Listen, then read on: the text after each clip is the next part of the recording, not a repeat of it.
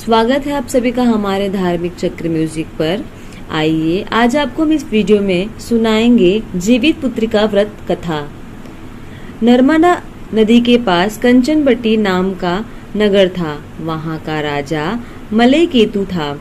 नर्मदा नदी के पश्चिम दिशा में मरुभूमि थी जिसे बालूहटा कहा जाता था। वहाँ विशाल पाकड़ का पेड़ था। उस पर चील रहती थी। पेड़ के नीचे खोधर था जिसमें सियरनी रहती थी। चील और सियरनी दोनों में दोस्ती थी। एक बार दोनों ने मिलकर जितिया व्रत करने का संकल्प किया। फिर दोनों ने भगवान जीवित वाहन की पूजा के लिए निर्जला व्रत रखा।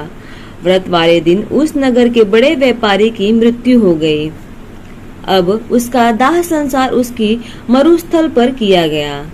काली रात हुई और घनघोर घटा बरसने लगी। कभी बिजली कड़कती तो कभी बादल गरजते। तूफान आ गया था। सियारिन को अब भूख लगने लगी थी। मुर्दा देखकर वह खुद को रोक न सकी और उसका व्रत टूट गया। पर चील ने संयम रखा और नियम व श्रद्धा से अगले दिन व्रत का पारण किया। फिर अगले जन्म में दोनों सहेलियां ने ब्राह्मण परिवार में पुत्री के रूप में जन्म लिया।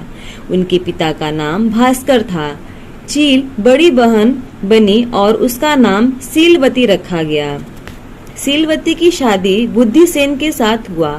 सियारन छोटी बहन के रूप में जन्मी और उसका नाम कपूरावती रखा गया। उसकी शादी उस नगर के राजा मलयकेतु से हुई।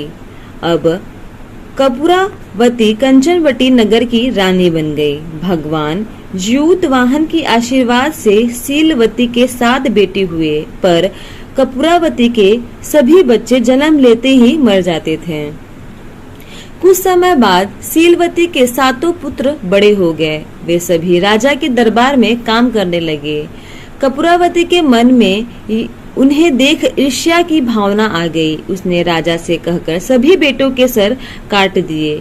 उन्हें 7 नए बर्तन मंगवाकर उसमें रख दिया और लाल कपड़े से ढककर सीलवती के पास भिजवा दिया।